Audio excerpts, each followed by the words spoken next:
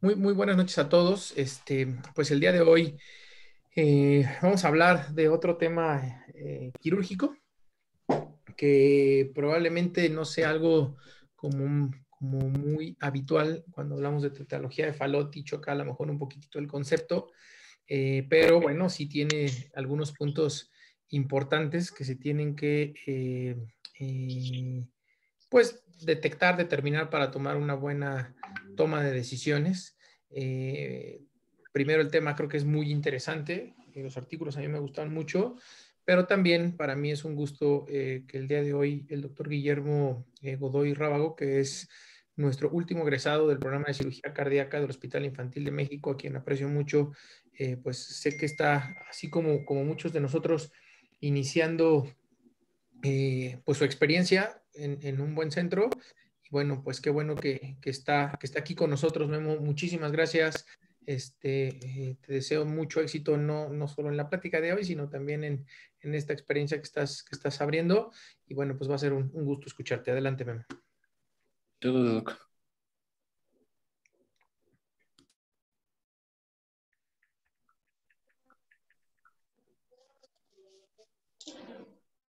Ahí ya se puede ver, Doc. Y ya la vemos todos, Memo.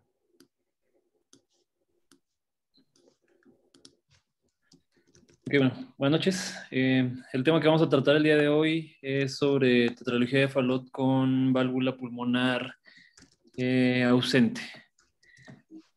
Eh, bueno, como comentaba el doctor Charlie, a manera de introducción, la verdad es que no, o sea, hay la información que está en muchas de las partes, la verdad es que la cantidad de pacientes es poca. Las series, por ejemplo, grandes de muchos años, logran juntar 80, 90 pacientes y parece que todo lo que coincide en los diferentes centros es que termina siendo un reto, o sea, ese espectro de los pacientes con tetralogía de Fallot con válvula pulmonar ausente son un verdadero reto por todo lo que implica las alteraciones anatómicas que provoca la dilatación aneurismática de toda la vasculatura pulmonar. Bueno, a manera de introducción, se tiene registrado en algunos lugares que antes de los 1900 existieron pues estos reportes que ya terminan siendo como muy anecdóticos, ¿no? Piezas patológicas donde se encontraban que las arterias pulmonares estaban muy dilatadas, ¿no? Pasan 100 años y es donde se hace como la primera correlación ya más enfocada en un paciente con mucha falla cardíaca, con datos de una cardiopatía cianógena, y al final se dan cuenta que tenía esta relación, o sea, una dilatación masiva de todas las arterias pulmonares con obstrucción del tracto de salida del ventrículo derecho, ¿no? Es ahí cuando logran hacer ya la correlación. A partir de entonces, pues empiezan a hacer estudios, pero la verdad es que, al menos en los reportes que revisamos en los últimos años, es donde se ha logrado que estos niños les vaya bien, ¿no? A pesar de que no son tantos los porcentajes. Normalmente sí existe o sea, este síndrome, esta entidad así aislada, la válvula pulmonar ausente, pero en la gran mayoría de los niños que tienen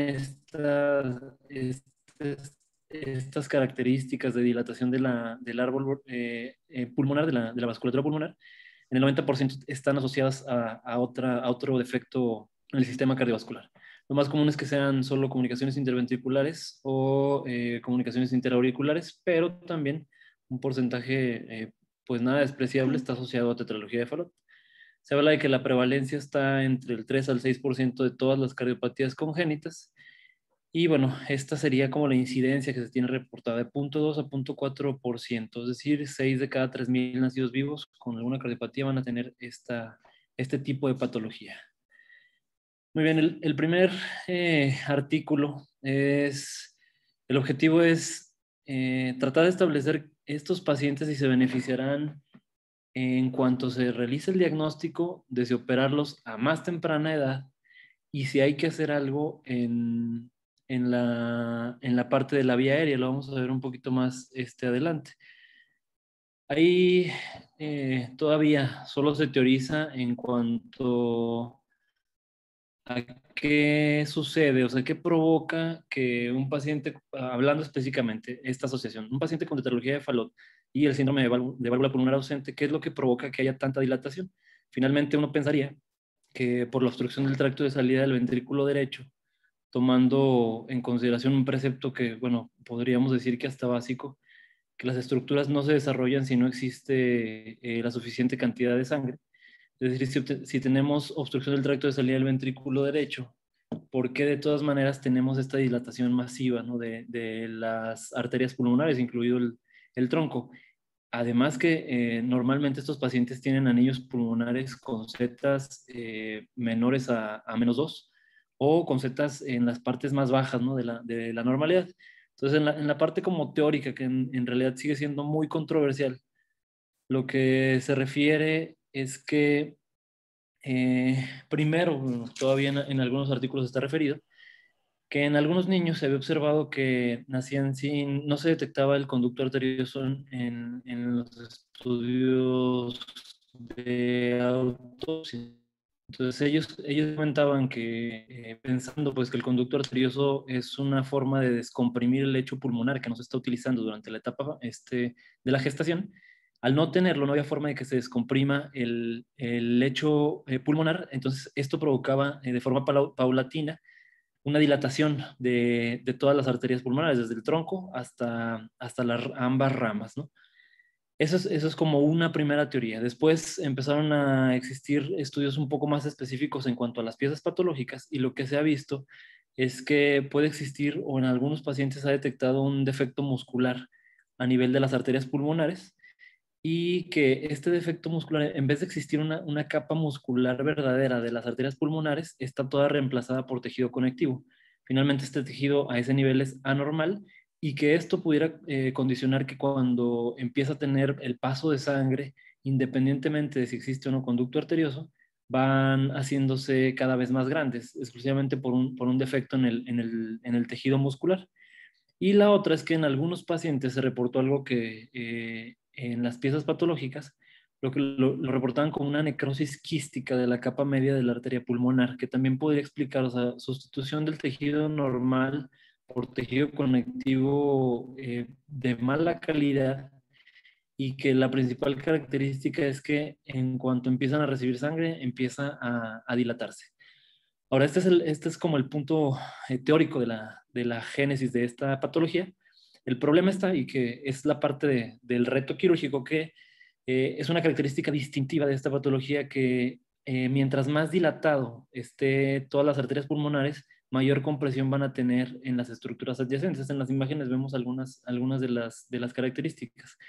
Y esto va desde obstrucción de la vía respiratoria completa, o sea, de un bronquio principal o incluso de la parte central de la vía aérea, hasta obstrucciones más distales en el árbol traqueobronquial.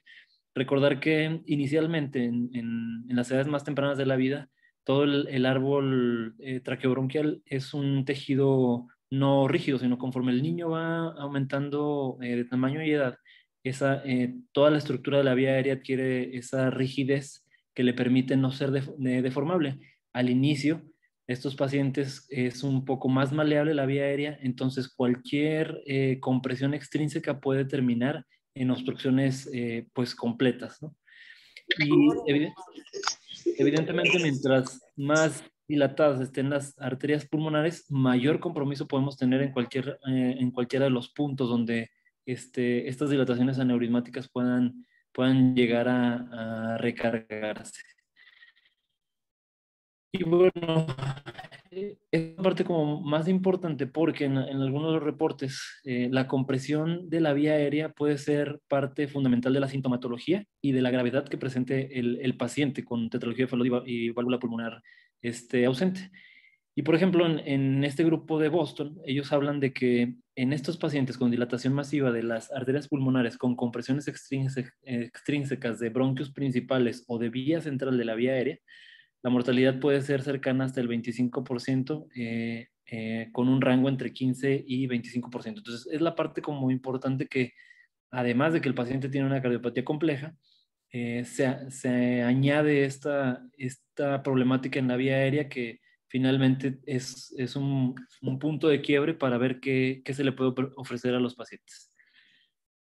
En este artículo y en el siguiente que vamos a ver, lo que han tratado de establecer es cuáles son los factores de predicción que más han visto que se relacionan con las altas tasas de mortalidad.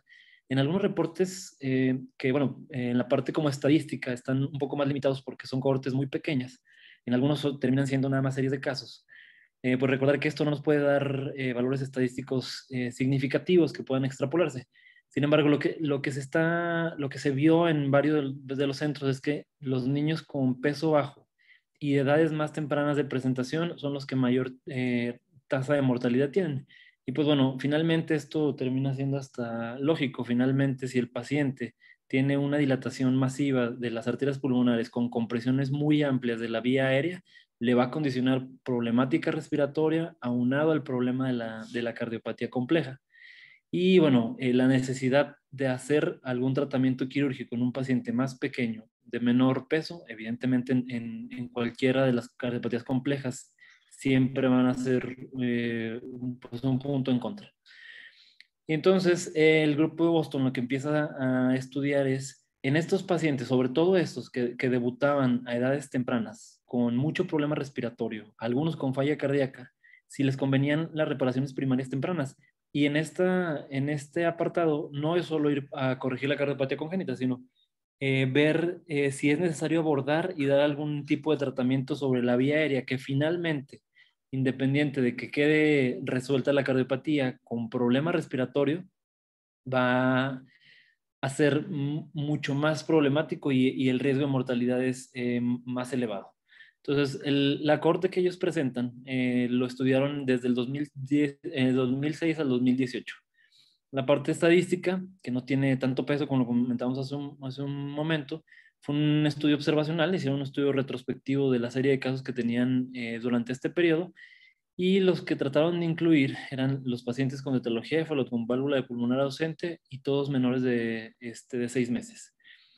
Algunos de los pacientes estaban con sintomatología grave respiratoria. Entonces, lo que intentaron hacer es establecer a través de evaluaciones funcionales, tomografías, resonancias magnéticas y ecocardiografías, cómo estaba la parte de la cardiopatía, pero las dilataciones masivas que tenían sobre las arterias pulmonares, qué tanto compromiso estaban causando en la vía aérea.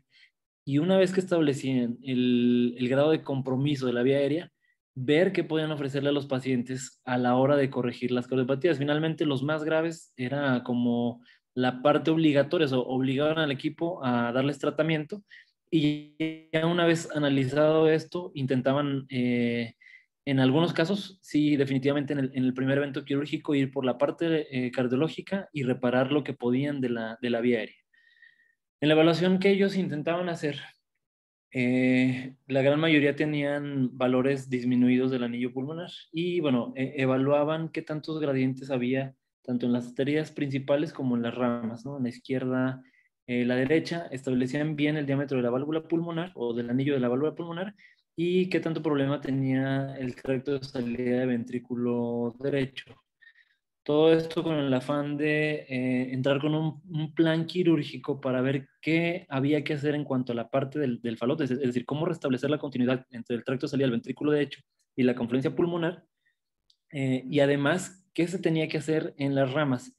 Y en este punto era correlacionado con qué tanta afección tenían del árbol traqueobronquial, es decir, si tenían dilataciones masivas con mucha compresión extrínseca de los bronquios en un paciente con una traqueomalacia muy extendida, tenían que hacer, digo, por decir ahorita algún ejemplo, lo vamos a ver en los resultados más adelante, definitivamente seccionar de hilio a hilio las ramas pulmonares anormales, interponer tubos de Gore-Tex y establecer una comunicación entre el tracto de salida del ventrículo derecho y la nueva confluencia de la arteria pulmonar.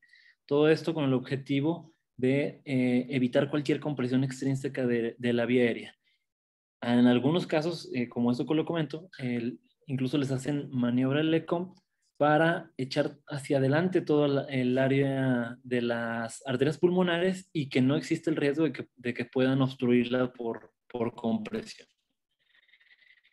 Y bueno, en de evaluación de las imágenes, en los estudios de extensión, pues establecer las relaciones que tienen los grandes vasos y la tráquea, los bronquios principales. Y algo que lo hicieron de forma rutinaria es que todos los pacientes les hacían broncoscopía dinámica. Y esto era en el pre y en el postquirúrgico. El objetivo era establecer si una vez realizado el tratamiento, tanto la parte quirúrgica de la cardiopatía como lo que se tenía que hacer a nivel de la vía aérea, evaluar si había compresión que necesitaran volver a entrar para resolverla y que el paciente tuviera menor morbilidad respiratoria.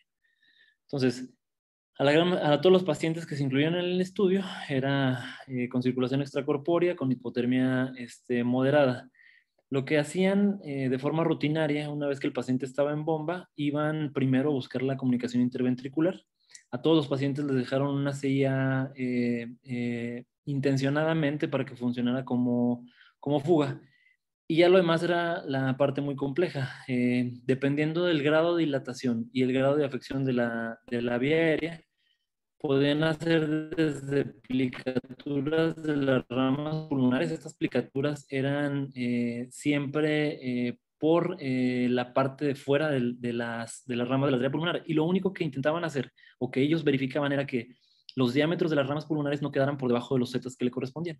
Una parte que ellos, este diagrama que viene en el artículo, es que una vez que establecen la dilatación de las arterias pulmonares anómalas, hacían estos cortes para disminuir el calibre de las ramas y vemos que los hacían tanto en las caras anteriores como en las caras posteriores. Esto ya es cercano a los cilios del pulmón. El objetivo era disminuir lo más que pudieran el diámetro de las arterias pulmonares dilatadas, dejarlos los más cercanos a zetas normales, ¿no? Y lo que comentábamos hace un momento, en aquellos pacientes que tenían dilatación masiva con mucha obstrucción del árbol traqueobronquial, intentaban sustituirlas completamente. Lo más cercano al hilio del pulmón, resecaban las ramas anómalas, interponen un tubo de Góretex para ellos crear una confluencia pulmonar. Y la otra parte que quedaba era cómo se iba a establecer la continuidad entre el ventrículo derecho y la confluencia de las arterias pulmonares, fuera o no creada. Cuando utilizaban exclusivamente tubos de Góretex, no había que hacer maniobra de Lecomte. Finalmente ellos, en la posición que establecían de los tubos, evitaban o sea, ellos verificaban que no existiera ninguna compresión extrínseca. En los pacientes en los que solo decidían hacerles plicaturas para disminuir el tamaño, ahí sí echaban hacia adelante las arterias pulmonares para que en caso de que pudieran volver a dilatarse o el crecimiento o la posición que adoptaran las ramas, no comprimieran de forma extrínseca los bronquios. Una parte muy importante es que en los últimos años que fueron realizando este estudio, el equipo tuvo acceso a los tubos de Góretex dilatables. Entonces, lo que ellos intentaron hacer, sobre todo los casos más complejos, eran cuando ellos creaban una confluencia con un tubo de Góretex, dejaban un espacio para interponer un tubo, también de Góretex, pero estos de los que son expandibles, entre el ventrículo derecho y la nueva confluencia de la pulmonar. Lo que ellos decían es que, y los números lo reflejan, es que las operaciones las más son cuando hay que cambiar los tubos, cuando se establecen entre el ventrículo derecho y la confluencia de las ramas pulmonares. Eso tiene mucho sentido porque como eran pacientes muy pequeños, a temprana edad, esos tubos que se interponían generaban gradientes y había que entrar a cambiarlos. Parece ser que esto es una de las opciones pues más costeables que tienen, porque estos pacientes, al establecer esa continuidad, pueden dilatar tanto el sitio que está en contacto con el ventrículo derecho o lo que llega a la confluencia creada con otro tubo de Góretex. Y a lo mejor estos pacientes sí terminarán en algún momento por entrar para una sustitución del tubo, pero con la dilatación se puede retrasar un poco más y el paciente no se ve sometido a tantas reoperaciones a lo largo de su vida.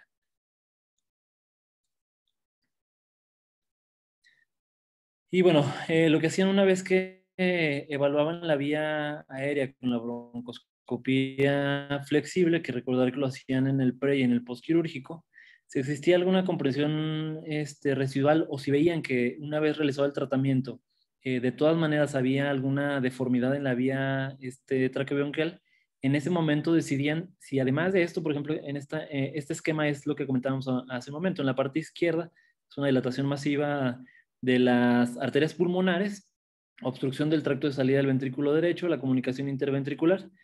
Restablecían ellos, seccionaban a nivel del ilio, interponían un tubo de Gore-Tex convencional y le ponían, en este caso, bueno, es un nuevo injerto, pero en algunos otros eran poner tubos de Gore-Tex dilatables con una comunicación interventricular cerrada. Entonces, una vez que establecían esto, aquí en este paciente está ejemplificada la maniobra del ECOM, veían si había obstrucciones residuales. Una vez que establecían que sí, decidían si tendría que el paciente someterse a una traqueopexia, que podía ser anterior o posterior, y una vez realizada la traqueopexia, evaluaban si existía algún sitio de obstrucción residual para ver si tenían en algunos pacientes que colocar stents para dilatar la vía aérea.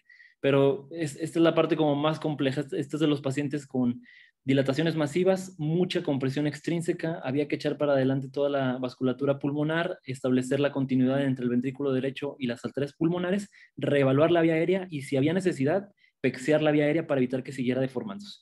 Entonces, en total, en este grupo de Boston fueron 20 pacientes, la gran mayoría es hombre. En la literatura, pues sí hay una proporción hombre-mujer de 1.4 a 1.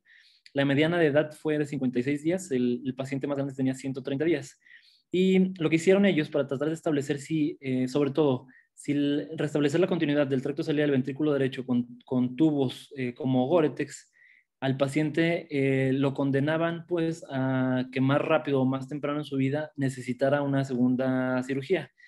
El rango de peso estaba en 3.7 en la mediana, con rasgos, el paciente más pequeño era de 2 kilos, el más grande de 6.4, 7 pacientes que eran el 35% neonatos, 75% de los mismos estaban sintomáticos con algún grado de sintomatología respiratoria y 6 que representan el 30% estaban intubados. Entonces, una vez que establecieron todos estos datos demográficos, lo que hacían era empezar a evaluar los Z-score de tanto la arteria pulmonar, el tronco de la arteria pulmonar, las ramas pulmonares, los gradientes que le daban el tracto de salida de ventrículo derecho. Lo que llama la atención es que algunos de los pacientes tenían gradientes de 20 en el tracto de salida, el que más tenía gradientes era 75.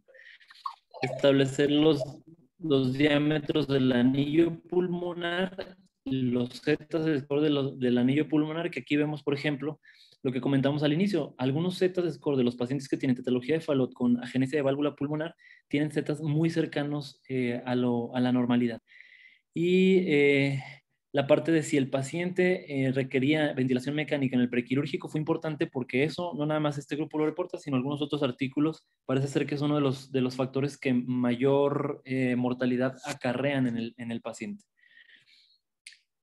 Una vez que hicieron todos los datos demográficos, la siguiente pauta para dividir a los grupos es qué se hizo durante la cirugía. Si el paciente se le colocó parche transanular, si se le implantó algún tubo valvulado, si el paciente se utilizó algún injerto como Gore-Tex, si el paciente necesitó, junto con la corrección de la cardiopatía, algún procedimiento en la vía aérea, que aquí vemos, por ejemplo, que de los 20 pacientes, 4 fueron los que se les hizo todo lo que veíamos en el esquema, ¿no? O sea, cirugías muy grandes también a nivel de la vía aérea, y algunos otros pacientes que veían en las broncoscopías que no tenían tanto problema respiratorio, los dejaban solo con vigilancia para evitar incrementar el tiempo quirúrgico y evidentemente la morbilidad por el procedimiento. En el seguimiento que les dan, lo que más vieron y que eso lo reportan en sus resultados, independientemente que sea una cohorte pequeña, es que a lo largo del tiempo que lo siguieron, la causa más común de reoperación fue estenosis o insuficiencia de los conductos del tracto de salida del ventrículo derecho, que de forma retrospectiva es lo que intentan analizar. Es decir, se tienen pacientes muy graves, anatómicamente muy complejos, con alteraciones respiratorias también pues graves.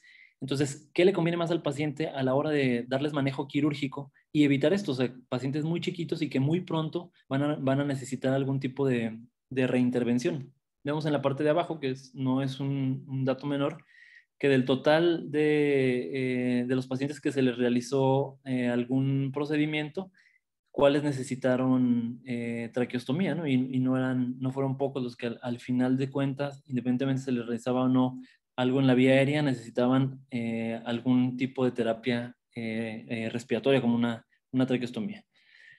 Y bueno, aparte de todo esto, vemos aquí en las características de los procedimientos quirúrgicos, como lo que muchas veces se comenta, mientras más opciones de tratamiento existan, seguramente es porque no se ha encontrado cuál o qué técnica o qué maniobra será la mejor, o sea, para que el paciente tenga mejores resultados. Y aquí vamos desde parches transanulares, utilización de tubos de PTFE. Incluso algunos pacientes lo que hacían eran interponerles segmentos de venas femorales y les ponían stents para después dilatarlos con el objeto de que duraran más tiempo de adecuado calibre.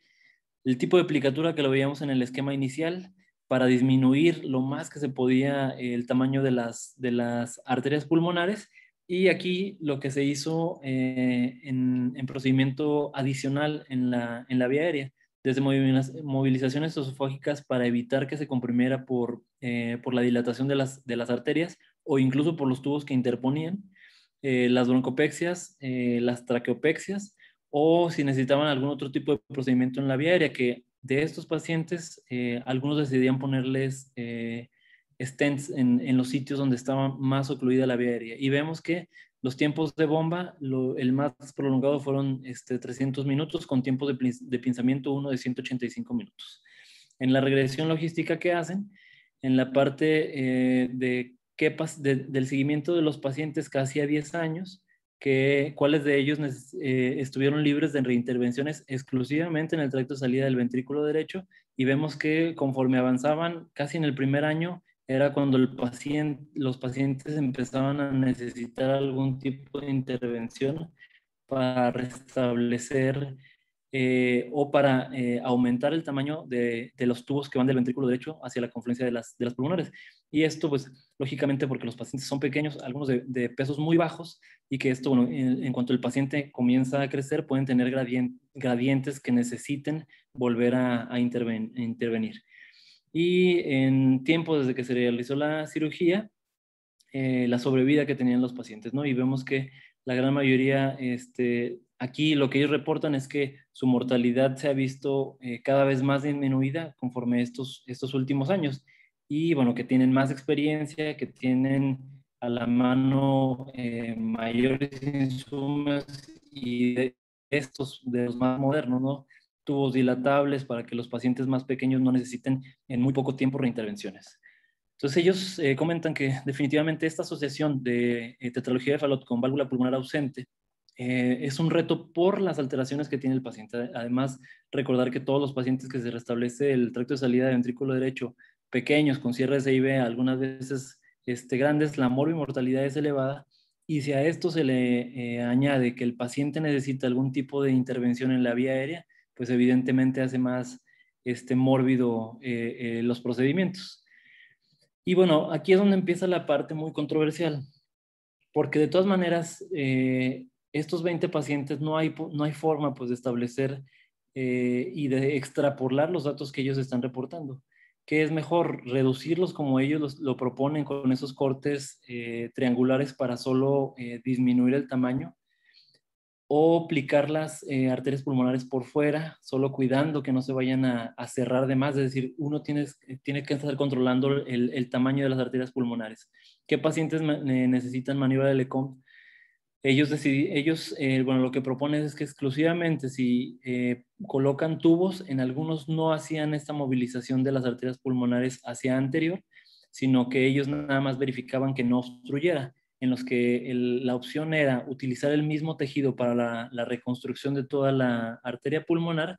ahí sí lo echaban hacia adelante para evitar que se deformara o que siguiera obstruyendo la vía de salida, la vía aérea. Y bueno, en cuanto a la reconstrucción del tracto de salida del ventrículo derecho, lo que vimos ahorita en la tabla, hay tantas opciones porque finalmente no se ha encontrado cuál de ellas es la mejor para que estos pacientes tengan menor morbimortalidad a lo largo del seguimiento. Y bueno, algo que sí fue controversial es que eh, algunos pacientes que les colocaron algún tipo de tubo valvulado, estos pacientes fueron los que más rápido tuvieron que ser reintervenidos porque empezaban a tener gradientes obstructivos muy rápido, ¿no? En cuanto empezaban a ganar peso. Entonces, de las preguntas que no se pueden pues, resolver ahorita es estas arterias pulmonares en realidad tienen algún tipo de alteración y a pesar de que se les haga alguna maniobra, si en realidad está afectado el tejido conectivo o si en realidad tienen este tipo de necrosis que pudiera volverse a formar, una vez corregido el paciente puede llegar a volver a tener esta dilatación de las arterias. Eso habrá que estudiarlo conforme se vayan siguiendo los pacientes más tiempo. Será mejor interponer tubos de PTFE con maniobras de LECOM o dejar nada más la maniobra de LECOM cuando se vaya a utilizar el tejido propio del paciente. Los tubos de PTFE dilatables pueden ser la mejor opción como para que el paciente se aleje de las reintervenciones. Y bueno, la necesidad de intervención sobre la vía aérea, la edad de presentación y el grado de daño traqueobronquial son las partes que ellos establecieron que son como las pautas para aumentar la morbimortalidad de los pacientes. Ya aunado a esto, los pacientes con menor peso y aquellos que entraban intubados a la sala a quirófano eran los que tenían mayor riesgo de fallecer. Y bueno, la conclusión es que definitivamente en cualquier centro en el que estén, estos pacientes que se detectan, sobre todo a temprana edad, porque son pacientes muy sintomáticos, vemos que la proporción de ellos, el 75% tenía algún síntoma y sobre todo respiratorio. Si se cuenta con cualquier herramienta en esta evaluación funcional, tomografías, resonancias magnéticas, broncoscopías, utilizarlas todas para poder individualizar el tratamiento de cada uno de los pacientes y entrar con una imagen clara a quirófano y si en realidad se pueden hacer todas estas intervenciones. La severidad del daño de la vía aérea finalmente determina la clínica más allá de que son cardiopatas complejos. El tipo de intervención y la morbimortalidad vimos que están completamente relacionadas con todo esto de la alteración a nivel de la vía aérea. Y bueno, ellos dicen que el reemplazo de la arteria pulmonar y el manejo agresivo en una primera instancia de la vía aérea, en el momento en que se decide llevar a corrección quirúrgica la cardiopatía, se puede realizar de forma segura, con resultados aceptables y bajas tasas de reintervención de la vía aérea y la arteria pulmonar, y que la morbilidad después de intervenir tanto la cardiopatía como la vía aérea será menor en los pacientes y el paciente tiene un mejor pronóstico que cuando solo se resuelve la cardiopatía y no se pone especial atención sobre la vía aérea. Pero bueno, finalmente vemos que a pesar de que ellos concluyen esto, la proporción de pacientes que les hicieron todo en el primer tiempo es menor del 50% de sus casos. Muy bien, y el otro artículo que vamos a comentar el día de hoy es de un grupo de Inglaterra, donde lo que ellos intentan hacer es lo mismo. Estos hospitales tenían reportes aislados de un solo centro sobre los pacientes con esta asociación de tetralogía de Fallot y válvula pulmonar ausente, pero veían que las mortalidades en algunos casos eran hasta del 85%. Eran series de casos exclusivamente, algunas tenían menos de 10 pacientes reportados en seguimientos de 10 años.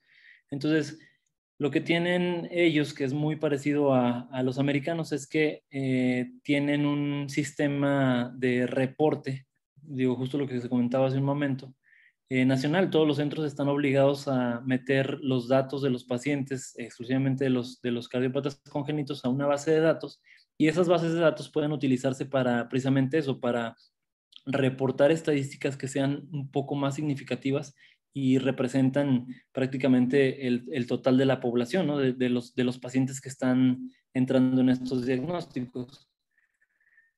En los primeros reportes, por ejemplo, ellos decían que en algunos veían que las mortalidades eran muy bajas, menores que las reportadas en la literatura americana, con mortalidades cercanas al 8%, y en algunas otras series, con menos de 5 casos, por ejemplo, mortalidades de 22%. Entonces empezaron a dar cuenta que no podían realizar un análisis un poco más objetivo si solo tenían los datos de centros aislados. Entonces, lo que hicieron fue que a partir del 2000, utilizando estas plataformas de información, durante 13 años empezaron a establecer los datos de todos los pacientes que tenían estos diagnósticos. Al final se juntaron 98 pacientes, que son una buena cantidad de pacientes.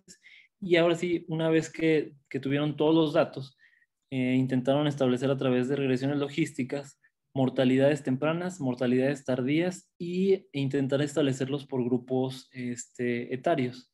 Entonces aquí este es el vaciado de todos los datos demográficos. Vemos que las edades de los pacientes iban desde 67 días, algunos ya arriba de los 400 días. Dividieron los pacientes por grupos etarios. Aquí llama la atención que eran pocos neonatos, la gran mayoría eran lactantes y preescolares. Los pesos, a diferencia del artículo previo aquí, los pesos no eran tan bajos. Recordar que en Boston algunos niños pesaban 2 kilos, ¿no? Aquí el más cercano, el de menor peso, estaba cercano a los 4 kilos. La proporción de hombres, y bueno, si tenían de lesión 22q11, que es algo que se ha visto también asociado con estos pacientes, ¿no? La gran mayoría de estos niños que tienen esta asociación tienen además esta de lesión. Y bueno, en un afán por establecer si algún procedimiento previo podía hacer mella en la evolución de los pacientes, sobre todo considerando que podían tener mucho problema respiratorio, establecieron que solo 8 pacientes habían tenido algún procedimiento previo. Y lo mismo que el grupo de Boston, ellos vieron al final en sus conclusiones que si el paciente requería ventilación mecánica muy temprano en su vida, era un factor sombrío para la sobrevida. Finalmente, habla pues de que está mucho más comprometida la vía aérea que en un paciente que no va a meritar ventilación mecánica. Y bueno, ya lo demás fue los tiempos de pinzamiento, los tiempos de circulación extracorpórea y la mortalidad temprana y tardía. Una vez que hacen el análisis, las regresiones logísticas, la sobrevida durante el tiempo que les dan de seguimiento, que fue aproximadamente 10 años, en algunos pacientes lo siguieron hasta 13, vemos que el 92% al final del estudio estaba vivo, es decir, una mortalidad bastante aceptable de 8% de casi 100 pacientes. Después, donde empiezan a ver que se comporta igual que los reportes internacionales fue si el paciente necesitaba algún tipo de intervención en el tracto de salida del ventrículo derecho, alguna intervención en las arterias pulmonares, ya sea las ramas o la confluencia, que es la línea rosa, y si estaban libres de alguna intervención, incluyendo la vía aérea. Y aquí vemos que en esta última parte, los pacientes, conforme más pasa el tiempo y más lo siguen, es cuando hasta el 40% en algún punto de la vigilancia va a necesitar algún tipo de reintervención. Y bueno, ellos, después de hacer esta regresión, establecen que los predictores de mortalidad en la parte tardía era aquellos pacientes que se operaron en etapa neonatal, veían que estos en algún momento iban a necesitar algún tipo de reintervención, que es lo mismo que comentamos hace rato, ¿no? Relacionados con el peso y evidentemente el tamaño de los niños. Aquí la P en esta regresión de 100 pacientes fue significativa. Y la ventilación mecánica prequirúrgica también es un factor que en esta regresión se vuelve un factor adverso para el paciente. Esto más relacionado con mucho más daño en la vía respiratoria. Y la mortalidad a 10 años fue de 21.2%. Y en esta división que hicieron en los grupos etarios, aquellos que habían captado de neonatos era un poco más alta, de 23.8% en el seguimiento. Y bueno, una vez que hicieron esto y que establecieron qué se les había hecho a cada uno de sus niños en el tracto de salida, vieron que los predictores que más tenían relación con necesidad de cambios del tubo del ventrículo derecho, el tronco de la arteria pulmonar, en la parte tardía, en ese seguimiento después de 5 años, eran aquellos que se habían operado más chicos, aquellos de menor peso y los pacientes con de lesión 22q11. Que bueno, esto puede tener un poco de sesgo por lo que comentábamos, que la gran mayoría de los pacientes van a tener de lesión de el 22q11 en esta patología asociada. Y pues lo otro guarda la misma relación que lo que comentábamos. Y los predictores para la reintervención en las ramas pulmonares es lo mismo. O sea, mientras más pequeños se operen los niños, mayor afección cuando crecen van a tener en las ramas pulmonares, y en algunos casos hay que reintervenir para aumentar de tamaño las ramas pulmonares, que recordar que es definitivamente un reto técnico en una rama pulmonar que ya está previamente intervenida, poder volver a hacer un procedimiento en esas ramas. Y bueno, la ventilación mecánica previa a la cirugía también era un predictor. Esto tiene mucha relación porque mientras más dilatadas estaban las arterias pulmonares, mayor compresión de la vía aérea, y evidentemente había que hacer un manejo más agresivo sobre esas ramas que estaban aneurismáticas. Y el bajo peso por el crecimiento que presentaban los niños después. Y bueno, del total de los pacientes, 36 reintervenciones se tuvieron que hacer, y aquí vemos que pues casi la gran mayoría era restablecer pues la continuidad del tracto de salida del ventrículo derecho con la confluencia sin gradientes obstructivos. Y aquí vemos que igual empiezan a aparecer muchas opciones en cuanto a qué hacer con el tracto de salida del ventrículo derecho para evitar que el paciente, conforme vaya creciendo, necesite cada vez otro procedimiento.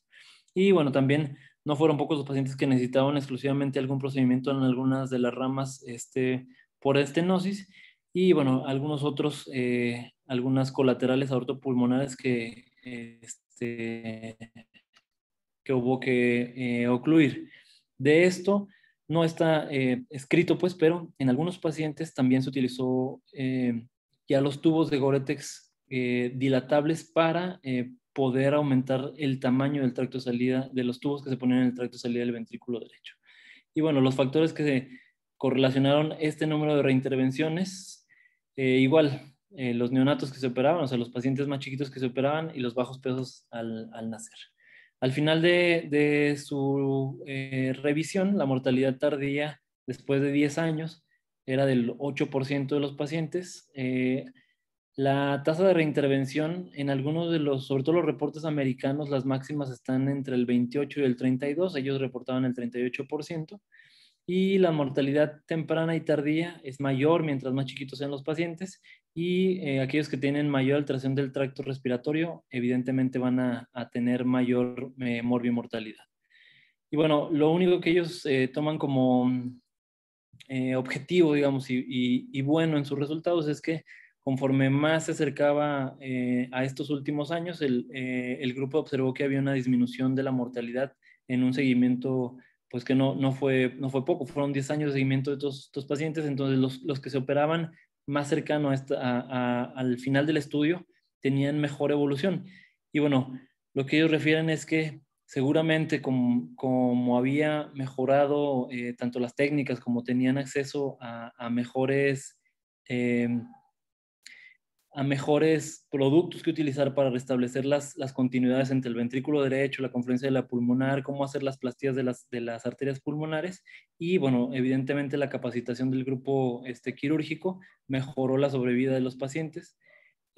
Contar con unidades de cuidados intensivos mucho más capacitados, y algo muy importante, la selección de los pacientes, ¿no? Al final, ellos creen que muchos de los pacientes ya no son candidatos a intentarlos corregir, sobre todo aquellos que necesitan procedimientos muy agresivos sobre la vía respiratoria, que finalmente esto es algo que le agrega mucha morbimortalidad al paciente.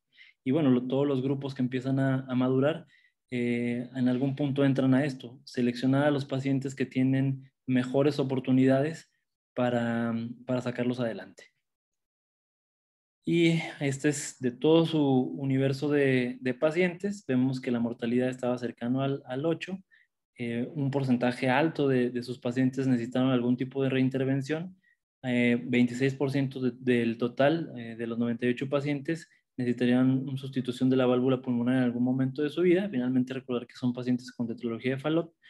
y hasta el 16% necesitaron algún tipo de reintervención sobre las arterias pulmonares. Y considerar esto, ¿no? Son pacientes ya operados, ya están tocadas estas arterias pulmonares y había que entrar a volver algo sobre esas arterias que pues la gran mayoría se tornan estenóticas. Y eso es todo.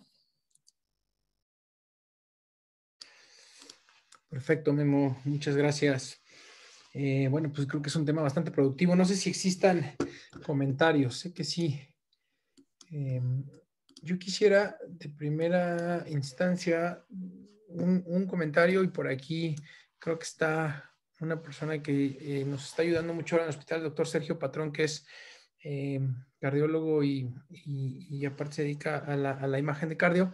Creo que aquí una parte fundamental es el papel que juega la angiotomografía en el diagnóstico. Precisamente hoy discutíamos nosotros en nuestra sesión una niña grande de 12 años con esta patología y precisamente había compresión de la rama izquierda muy dilatada sobre el bronquio del lado izquierdo.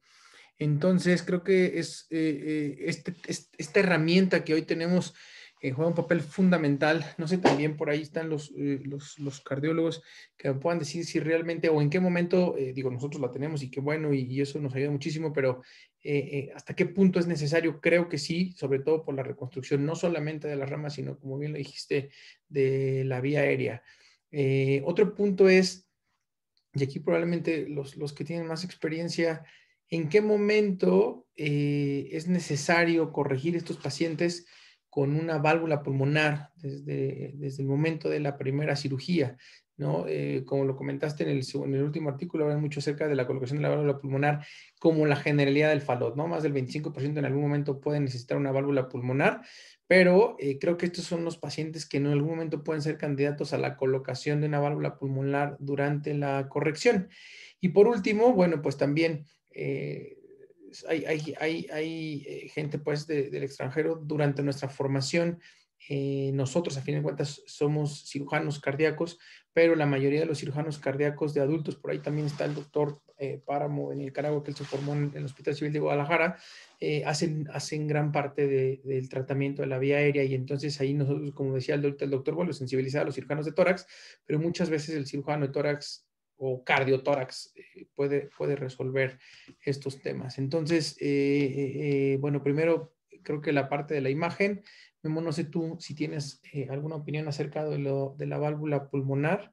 Y bueno, pues definitivamente sí, esa parte de la correlación que existe con la vía aérea. Pues nada, creo que digo, lo vimos mucho en el infantil, esta controversia de en qué momento operar sobre todo un niño con tetraplegia de Fallot, ¿no?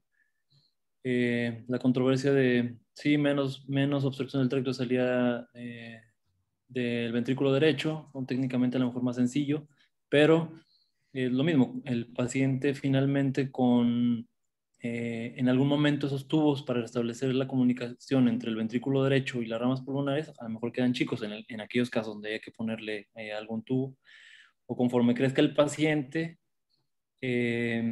algún tipo de reintervención necesitará sobre el tracto de salida del ventrículo derecho. No sé, creo que o sea, todo lo que reportan y escriben es que técnicamente pues es finalmente un reto, ¿no? Y lo que muchas veces comentó el doctor Bolio, mientras más haya opciones de tratamiento quirúrgico, es que estamos alejados como de la mejor, ¿no? De algo que se pueda reproducir en todos lados.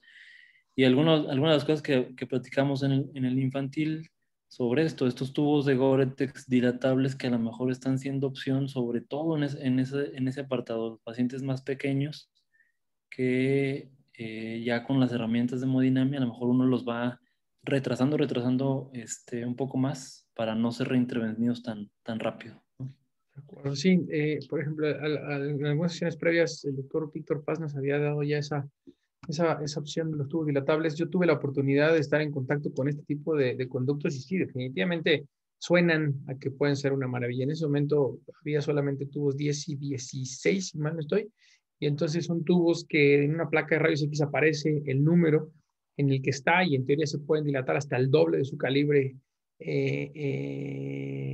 original, ¿no? Entonces creo que eso sí puede ser también un factor importante para estos pacientes. Muy bien, pues, ¿algún otro comentario?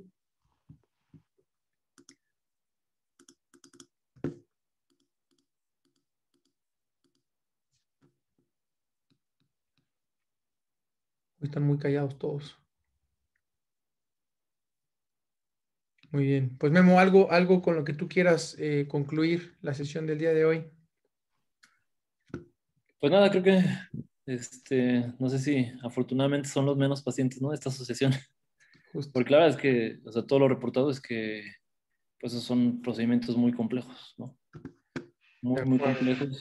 Y, pues bueno, esto que, de estas cirugías, de ir por todo en la primera, ¿no? Y invadir tanto la vía aérea, pues, digo, suena maravilloso, De acuerdo. pero creo que muy Sí, complejo.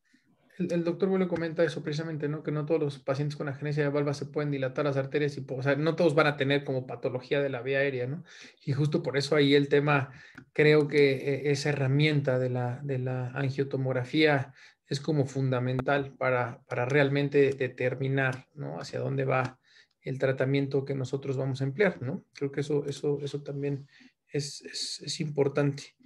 Y bueno, también el doctor comentaba por ahí en otro de en el chat que, pues sí, esas técnicas, ¿no? Y pues puede sonar un poco extremo radicalmente seccionar o quitar las ramas de la arteria pulmonar para poner un tubo, pero bueno, definitivamente son alternativas de tratamiento y a final de cuentas, creo que tú decías cuáles son las mejores opciones, pues también depende mucho de la infraestructura en la que estás, el tipo de paciente, la edad del paciente, muchas veces todo lo que conlleva las complicaciones como es el sangrado, muchas anastomosis que nos pueden llevar a la estenosis, etcétera. Creo que eso también es punto fundamental.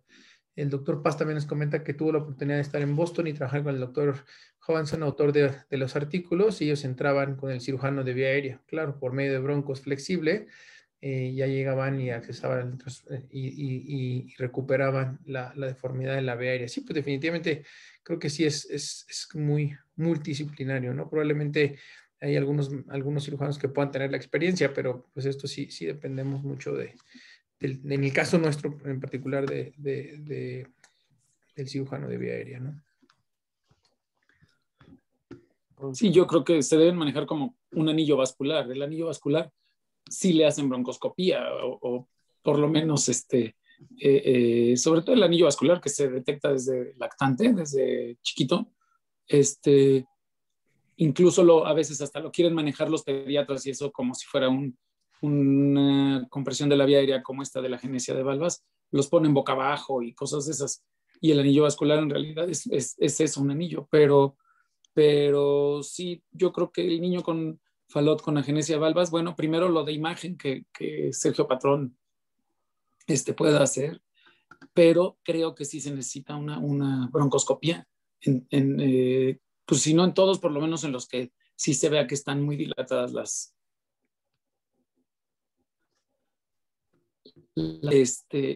y bueno, un poco lo que ponía en el chat. Yo concluyo pues que precisamente si están muy dilatadas las ramas, más que aplicarlas, se van a volver a dilatar para mí. O sea, la lesión o la histología del tejido, la alteración de la colágena de las arterias, las va a volver a dilatar. Es como el Marfan, la aorta del Marfan o qué sé yo. Entonces, la verdad es que por eso me gustó mucho ok, si están muy dilatadas, bueno, pues quítalas y ponles un Gore-Tex. De todos modos están tan dilatadas que les puedes poner un Gore-Tex de 10 milímetros o de 12 milímetros que ya le va a servir de rama pulmonar de adulto. Y, y sí, y bueno, de todos modos, puede uno resolver perfectamente bien las patologías de ramas y la conexión del ventrículo derecho a la arteria pulmonar, ponerle válvula o el tracto de salida y todo. Pero pues esa lesión va a seguir y nunca entramos a las arterias intraparenquimatosas pulmonares, que también a esos niveles, pues la unidad, pues, arteria, bronquio, vena, pulmonar, que corren juntas, se ve también afectada, y así como está pasando en grande en la parte más central, en pequeño va a estar pasando en los bronquiolos, que también se pueden estar comprimiendo por arterias periféricas pulmonares que también los comprimen distalmente, ¿no? Entonces, pues sí, yo creo que uno es el reto anatómico, pero el otro es el reto genético y molecular, ¿no? Bueno, doctor. Pero no, muy padre, Memo, felicidades, me gustan padrísimos los artículos. Y la verdad es que es rarísimo ver el niño con este grado de dilatación de arterias pulmonares, a lo mejor porque no llega, se muere rápido, pero sí es un súper reto, ¿no? Ya te tocó uno. Sí, ya es lo que le comentaba, que a veces, o sea, pues la incidencia es muy bajita y ahorita anda hay otro que supuestamente está igual, pero también chiquito, con mucho problema respiratorio. A lo mejor eso es lo que usted dice, a lo mejor el espectro, el mayor de esta asociación, algunos se salvan de tener compresiones graves, ¿no? Que los hagan fallecer o que necesiten alguna intervención, sino nada más esa dilatación masiva de las arterias. Sí, pero se necesitan las dos cosas. Uno, que la arteria se dañe para que se dilate. No solo es el flujo, digo, el flujo pulsátil tan alto por la genesia de valvas que cae la diastólica cero, sí es lo que las dilata. Pero desde el feto, pues, que el tejido bronquial está muy, muy malásico, eso es lo que permite que se comprima la vía aérea.